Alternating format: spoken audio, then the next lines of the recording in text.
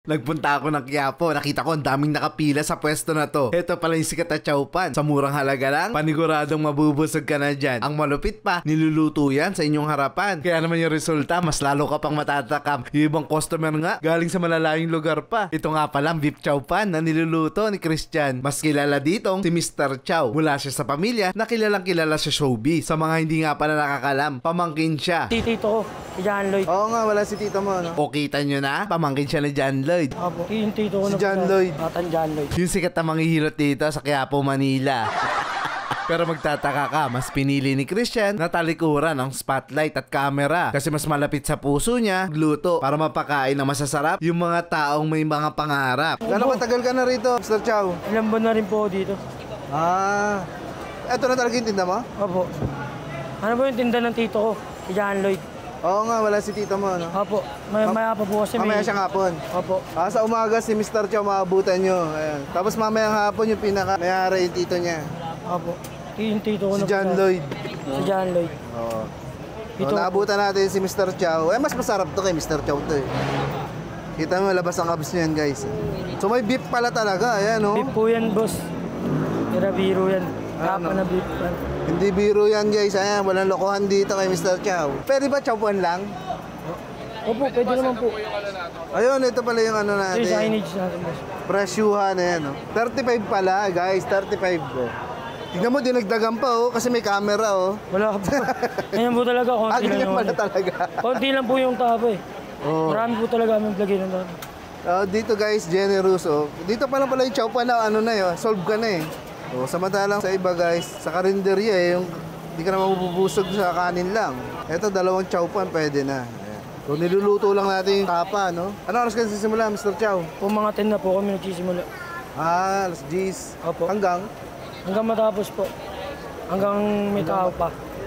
may tao pa. Opo. Mga 9 to 10. Ganun po. Mahaba pala, no? Opo. Kaya pala 2 shift sila, siya sa umaga. May hotdog pa pala yun, ha? So guys, may tapa na, may hotdog pa. Ayan, no? Talaga naman, ibibigay na sa'yo lahat ni Mr. Chow, pati ang kanyang katawan. Ay, may veggies pa, oh. 70 lang, boss. May background ka ba talaga sa pagluluto, Mr. Chow? May background ka? Wala po. Taturuan lang po ng tito ko. Dahil kay tito. Opo. Ayun, oh. Tito ko talaga nagluluto na po eh. Lang, bossing nga. Lutuin lang po natin. So yun, guys, marami na nag-aabang sa chow pa natin. Ayan. May ulam na hanggarin. Opo. May kasama na po ang hanggarin 70. Marami pa na pagpipilian, no? May chicken, bacon, Hungarian, turkey, kabyar. Ayan, no? Mga toppings, guys, sa kabyar. Yun, no? Grabe naman yan, no? Kita nyo naman yan, guys, oh. Yung mga bossing natin, naghihintay na. Ayan, no? Dito nag-lunch. Sa chowpan, sa beef chowpan sa Carriedo, guys. Guys, so nilagyan na ng mga alikabok galing Australia. Imported yung mga ingredients. Oh. Aminta, boss. Ayan, oh. Baby powder. Grabe, oh. Talaga naman katakam-takam na, guys. Pag hinalo na yan, yung chowpan pa lang, talagang solve na tayo rito, malamang. O, yun na, guys, oh. Lumalabas na itsura ng ating beef chowpan dito sa Carriedo. Tignan nyo naman yung toppings. Kitang-kita. Di mo kailangan na magnifying glass. Ito, baka talaga to. Beef chowpan to. Grabe, guys. Tingnan nyo naman, oh. Ang dami na nag-aabang ng ating beef chowpan dito sa Carriedo. Ayan, oh. Ang popogi talaga yan, guys. Oo, alam mo ah.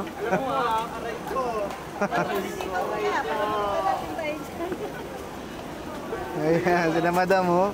Ay, madam. Ayan, guys. Ang daming... Ayun, oh. Yun oh. Yun, oh. Tarot sa nakpil dyan ah. Yun, yung mga sinataut natin. Ayan. Tarot din po sa lago.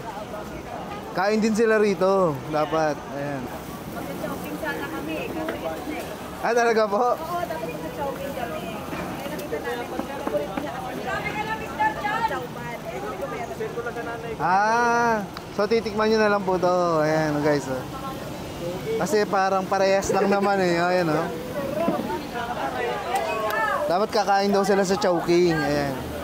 Shoutout si Mr. Chan. Mr. Chan.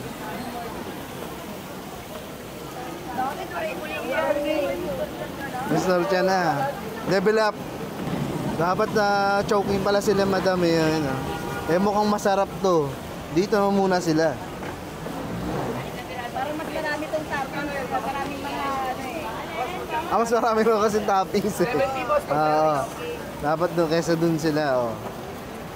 Kaya subukan nyo rin guys ha, sa mga pupunta rito sa Quiapo. Ayan oh, sa bibisita rito. Ayan. Pwede kayong pumunta rito at tikman yung Araw po sa mga taga Laguna dyan. mga taga Laguna. Ayan oh. Saan sa Laguna? Sa ano lang po, sa Kalawan, Laguna. Sa Palawan, Laguna. Sa Masapang. Taga ron ka ba, Mr. Chow? Taga Laguna ka? Opo, taga Laguna po. Taga Laguna pala si Mr. Chow eh. Ayan oh, garlic powder nga. Ano ito para sumarap. Para ano, lalong di nyo makalimutan si Mr. Chow, dinamihan na.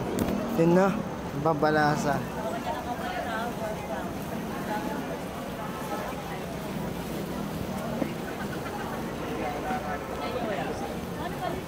Dalawang taon na pala to, Mr. Chow. Opo.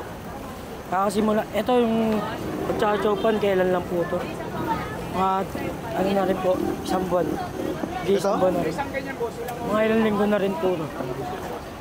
Marami boss. Hindi na rin namin nabibilang minsan. Hindi rin bilang minsan eh. Kasi tuloy-tuloy lang kami sa mga tahan.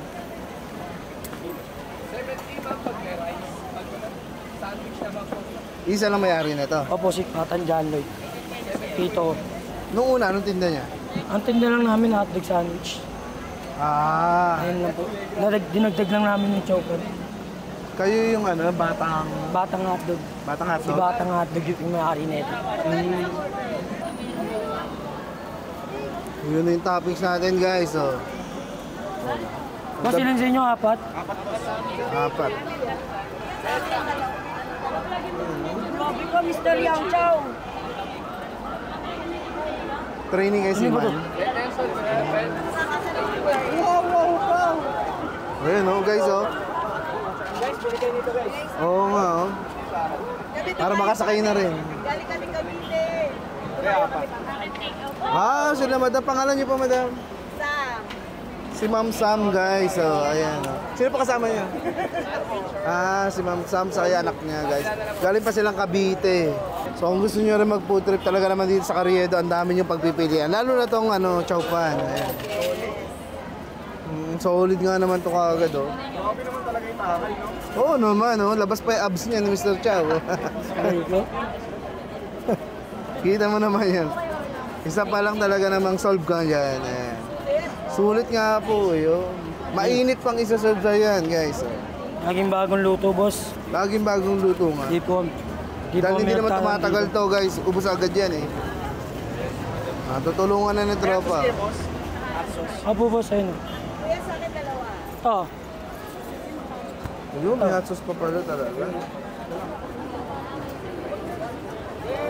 Ayun oh. Thank you mga pare ko ha. Sorry namin yun niya. Oo, guys oh. Bago sumakay ng barko, dito muna sa Chowpan. Sa'yo, ma'am. So guys, di kayo mahihirapan hanapin si Mr. Chow dahil nandito lang siya sa tapat ng Isitan Quiapo. Ayan. Doon lang yung simbahan eh. Oh. Konting Mama, lakad sa'yo, lang. Ito na. Katapat lang siya ni Neneng B guys. Ayan. So napakabilis lang maubos guys yung kaninang gabundok. Ito na lang yan oh. Oh, ilang minuto pa lang yan guys ha. Ilan sa'yo, ma'am? Pero lang kabilis. Ako pagkaluto dapat pala dito ka kagad guys. Oo. Ang bilis maubos pala na ito. So guys, kung nagugutom kayo, diretso lang kayo rito kay Mr. Chow. Tikman nyo yung beef chow pan sa halagang 70. May Hungarian na yan. Ayan. Napakalaki na Hungarian nila. Talaga na solve kayo. Kahit yung chow pan pa lang nila, ang dami ng laman. Ayan. Yung mga tropa nating pulis oh. Magiging pulis na yan guys oh. Pagkatapos kumain ng chow pan, ayan. Yun oh. Kamusta sir? Ayan oh. Anong year mo na sir? Fourth year, graduating. Graduating na pala. Pangalan mo, sir? Andre din na sila, boss. Andre? Si Boss Andre, guys, graduating na. Ayan, oh. Ito na yung magpupulis sa kanya, yung Hungarian at Chowpan. Mabisa. Mabisa nga naman to. Ayan. 80 mo, busog ka na. Oo nga, no? Napaka-affordable, guys, ng pagkain dito. Solve na solve ka na rito.